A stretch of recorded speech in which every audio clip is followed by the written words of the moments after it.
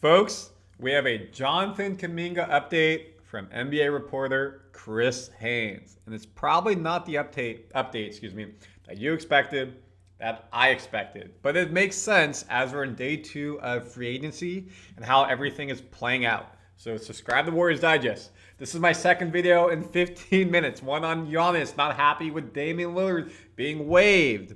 Could Lillard, after his Achilles injury, come to Warriors? We don't have a lot of salary cap space. He's getting $105 million plus from the Bucks to do nothing. He's getting waived. He can sign a veteran's minimum and come to the Warriors. Potentially backup point guard coming off of Achilles injury for Steph Curry. Not bad. Massive trade for Giannis. Love it, but it might be harder. And one of the reasons why we may be getting to where we're at is because of all that's happened in free agency and the money that's not there anymore.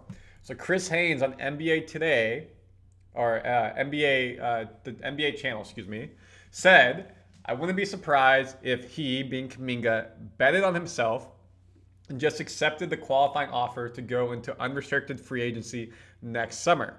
I don't see him taking below his value. He believes that he can play in this league. As a friendly reminder, I don't think I have it. I got rid of it.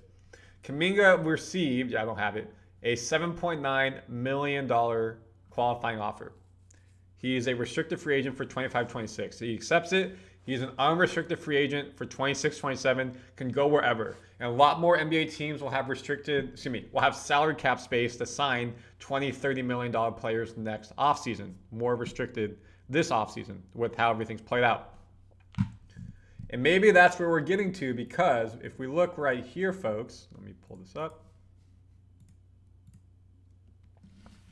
If JK was about to get a big enough offer from another team to really fire their starting gun for the Warriors offseason, it probably would have happened yesterday. It didn't. Per a refutable, very trusted Bay Area reporter, Tim Kawakami. And Marcus Whaley, as it makes sense, potential higher value than yet to be realized potential. The older he gets, less likely becomes he fully blossoms. I mean, folks, he's 22. Relax. But JK has extreme confidence in himself. Yes, he didn't play a lot towards the back half of the season. He did not play coach of decisions, but he expects to be a $20-30 million type of player. I'm going to take myself big for a second. You remember last year, folks, we talked about JK wanted $30-35 million in the offseason. Warriors didn't budge, and he went into this year as a restricted free agent.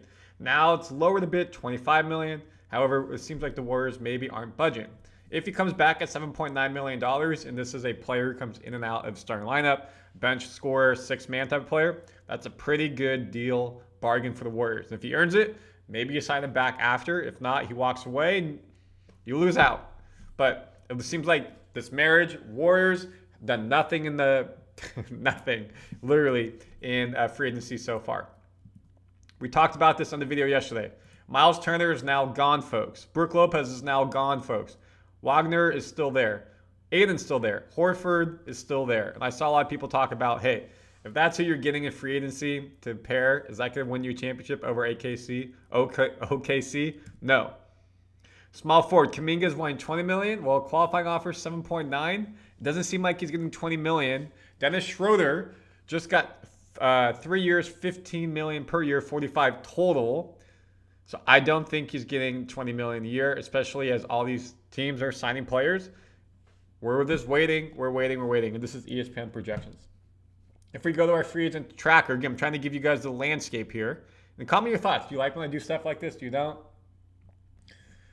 Like if we look at all positions, guard, where Kuminga plays, not a lot of players left around. Malik Beasley, don't want to touch that right now. Reese Beekman, who we traded over, was a rookie for us last year, was a part of the Anthony Melton trade. So you're seeing, folks, not a lot of players there. Steph Curry still out there. Could go get as a guard play. I know some people in the comments have talked about that. Not a lot happening. This isn't as updated as I would have liked. I'm going to go here. This is better for us. Got to refresh it. Never know what happens. But again, you're seeing like Dennis, 3 years, $45 million.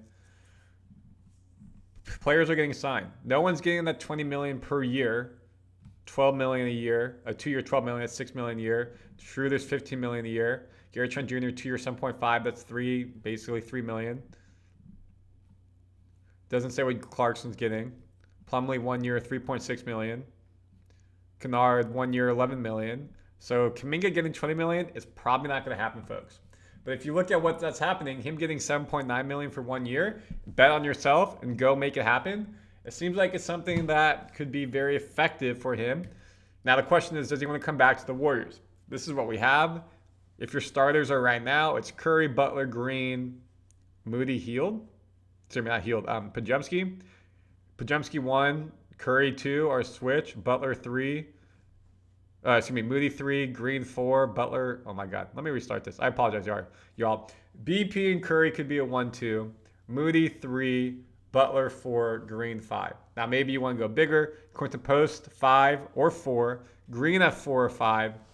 So you see these combinations. We need a center. We need a 3D wing player. But a lot has not happened that the Warriors haven't done.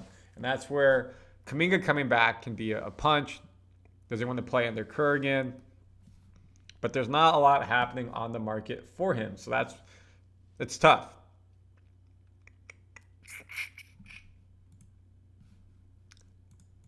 And I do trust Chris Haynes. And he also talks about, like, he went to Miami and saw Kuminga work out.